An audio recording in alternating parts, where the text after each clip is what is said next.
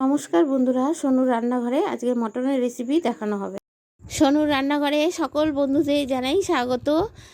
দেখুন বন্ধুরা, আজকে আমি একটা নতুন রেসিপি, একবারে একদম অন্যরকম রেসিপি নিয়ে এসেছি। মটনগুলো ভালো করে ধুয়ে নিয়েছি, পরিষ্কার করে নিয়েছি। এবার তার মধ্যে এক এক করে মশলা দেবো। একটু স্কিপ করবেন না, পুরো ভিডিওটাই দেখবেন আমি কিভাবে মটনটা বানাচ্ছি। আদা দিয়ে দিলাম, কাঁচা লঙ্কা বাটা দিয়ে দিলাম, এক এক করে সব মশলাগুলো দিচ্ছি, আপনাদের মাঝে তুলে ধরছি। শুকনো লঙ্কা গুঁড়ো দিয়ে দিলাম, হলুদ গুঁড়ো দিয়ে দিলাম।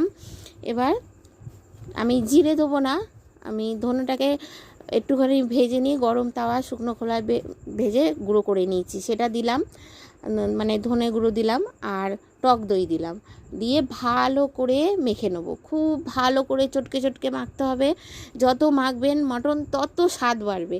আর মাখার পর একটু রেস্টে রাখবেন, চাই 5 মিনিট কি 10 মিনিট, যতক্ষণ পারেন। আধা ঘন্টা রাখলে আরও ভালো হয়।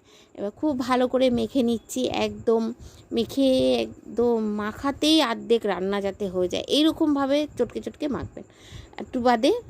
একটু বাদে আমি পেঁয়াজ দিলাম, ওটা মাখার পর একটু রেখে দিয়েছিলাম। তারপরে পেঁয়াজ কুচি, রসুন থেতো করে নিয়েছি, গ্রেট করে থেতো করে, যাই হোক। তারপরে নুন দিলাম, দিয়ে এবার আবারও ভালো করে মাখবো। এখানে একটা জিনিস স্কিপ করলাম, কি বলুন তো বন্ধুরা, এখানে একটা জিনিস দিলাম না, সেটা বলুন আপনারা, আমাকে একটু কমেন্টে জানাবেন আমি কি দিইনি এর মধ্যে। এবার এটা মাখার পর আমি এবার রেখে দেবো। সেটা রান্নার করতে করতে আমি বলেও দেবো, আপনারা জানতেও পারবেন যে আমি কি দিইনি এর মধ্যে। জিরে গুঁড়ো তো দিইনি, সেটা আমি বললামই। এবার মেখে খুব ভালো করে মেখে আবারও রেখে দেবো, প্রায় আধা ঘন্টার মতনই আমি রাখবো। হ্যাঁ, এটা দেখবেন এত দারুণ হবে এই রেসিপিটা, আপনারা করে নিজেরা খেয়ে দেখবেন, দারুণ হয় খেতে। এবার মাংসের চর্বিগুলো আমি এমনি কড়াইতে দিলাম। মাংসের চর্বিগুলো দিয়ে, মানে গলবে না, সামান্য নেড়ে চেড়ে নেবো। তার মধ্যে আমি সাই জিরে ফোড়ন দিলাম, সাই জিরা আছে না, সাই জিরা ফোড়ন দিলাম।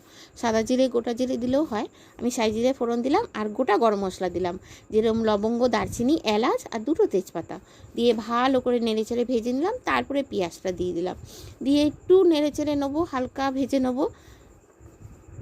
হালকা ভেজে নেবার পর রসুনটা গ্রেট করে রেখেছি, সেটাও আমি দিয়ে ভালো করে নেড়ে চেড়ে ভেজে নেব। পেঁয়াজটা হালকা ভেজে নিয়েছি, রসুনটা দিয়ে দিলাম, দিয়ে হালকা নেড়ে চেড়ে ভেজে নিচ্ছি। মানে একটু বাদে আবার টমেটো দিয়ে দেবো। এবার টমেটোটা 2টো টমেটো আমি কেটে 4 টুকরো করে কেটে নিয়েছি। সামান্য একটু নুন দিলাম, নুন দিয়ে ভালো করে টমেটোটাও আমি কষিয়ে নেব খুব ভালো করে। যেহেতু কষানো হয়ে যাবে, তারপরে আমি মাংসটা যে মেখে রেখেছিলাম সেটা দিয়ে দিলাম। আলুটা আমি আগে ভেজে রেখে দিয়েছি, সেটা আপনাদের মাঝে তুলে ধরলাম না। আর আলুগুলো পরে দেবো। মাংসটা ভালো করে কষিয়ে নিই, ঢাকা দিয়ে আঁচ কমিয়ে রেখে ভালো করে কষাতে হবে। একদম এটাকে ভালো করে নেড়ে চেড়ে নিয়ে আঁচটাকে কমিয়ে দেবো, কমিয়ে দিয়ে ঢাকা দিয়ে ওটা মাংসটাকে কষাতে হবে। সেটা আপনারা দেখবেনই আমি কিরম করে কষাচ্ছি। আঁচ একদমই কমানো, আপনারা আঁচ একদম বাড়াবেন না, ধিমি আছে। এটা যদি একটু উনানের জালে বা কাঠের জালে রান্নাটা হতো আরও ভালো হতো।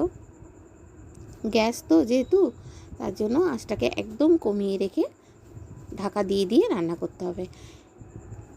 ঢাকা দিয়ে দিলাম। এবার আমি এই ফাঁকে গরম মশলাটা আমি বেটে নিই। কীরকম, জায়ফল, জয়ত্রী, লবঙ্গ, এলাচ, ওটা দিলাম না, ওগুলো দেখানোর জন্য আপনাদের রেখেছি। ওইটুকু আমি তো অল্প দেবো, গরম মশলা করবো। দারচিনি সবগুলো নিয়ে ভালো করে মশলাগুলো হালকা একটু গরম করে নিয়েছি, নেড়ে চেড়ে তারপরে বেটে নিলাম।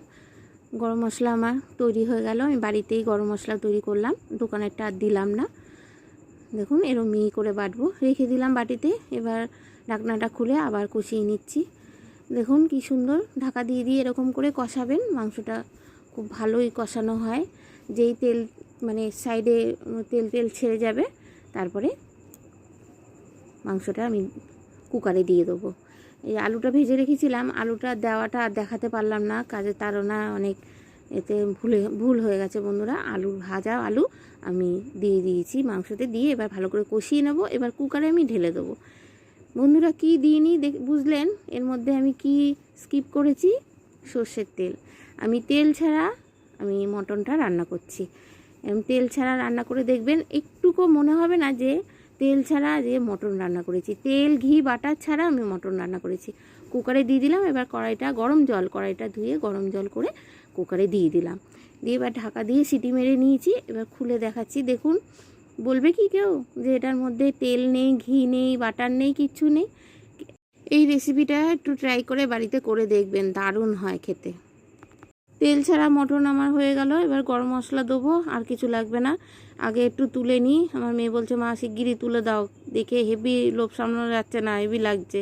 খেয়ে আমি দেখি কেমন হয়েছে, গরম মশলা পরে দেবে। এবার কুকার থেকে কড়াইতে ঢেলে নিই, একটু ঝাল দেবো। প্রচণ্ড গরম বন্ধুরা, পুরো দেখাতে পারলাম না। একটু জাল দিয়ে ভালো করে ফুটিয়ে নেব। এরপর গরম মশলাটা আমি দিয়ে দেবো। গরম মশলাটা দিয়ে একটুখানি ঝোল দিয়ে, গরম জল দেবেন না, একটু ঝোল দিয়েই নাড়িয়ে চাড়িয়ে ওটা মিলিয়ে নেবেন। এরকম করে রেঁধে খেয়ে দেখবেন বন্ধুরা, দারুণ লাগে, দারুণ স্বাদ হয়। আমার মেয়ে খেয়ে বলল মা দারুণ হয়েছে খেতে, একটু বোঝা যাচ্ছে না, খুব সুন্দর হয়েছে। একটু বাটিতে বেড়ে নিচ্ছি, আগে আমার জামাইয়ের জন্য তুলে নিচ্ছি আমি। বন্ধুরা, আমার পাতলা মটনের ঝোল, তেল ছাড়া, বাটার ঘি ছাড়া পাতলা মটনের ঝোলটা যদি ভালো লেগে থাকে তা একটু লাইক, শেয়ার, কমেন্ট, সাবস্ক্রাইব করে দেবেন, আর পাশে থাকা বেল আইকনটা প্রেস করে দেবেন বন্ধুরা। বাড়া হয়ে গেল, এবার কড়াই থেকে ঢেলে নিই। ভীষণ ভীষণ গরম, ধোঁয়া উঠছে, এতটাই গরম। দেখুন কত সুন্দর কালার হয়েছে। এবার ভাত, গরম গরম ভাত, আর দিদুনকে একটু দেওয়া হয়েছে ভাত, মুসুরির ডাল, পেঁয়াজ ফোড়ন দিয়ে, আর কাঁকরোল ভাজা, আলু ভাজা, পটল ভাজা, মাছ ভাজা, 3 রকম ভাজা দেবো জামাইকে, কাঁকরোল খায় না। আর গোবিন্দভোগ চাল দিয়ে, রুই মাছ মাথা দিয়ে, মুড়ি ঘন্ট, চাটনি, আর ওদিকে লেবু ছিল, পাতিলেবু, আর এটা মটনের পাতলা ঝোল। তেল বাটার ছাড়া এত সুন্দর যে মটনের পাতলা ঝোল হয়, আর খেতেও দারুণ হয়েছে, দুর্দান্ত খেতে। আপনারা করে খেয়ে দেখবেন। আর 3 রকম মিষ্টি, টক দই। আমার জামাই মিষ্টি দই খায় না, তা টক দই। এবার জামাইয়ের জন্য পরিবেশন করব, সেই খাবার বেড়ে নিয়েছে, আমার মেয়েই বেড়েছে। এবার জামাইকে দেবো, জামাইকে খেতে দিলাম। যারা যারা দেখছেন অসংখ্য ধন্যবাদ।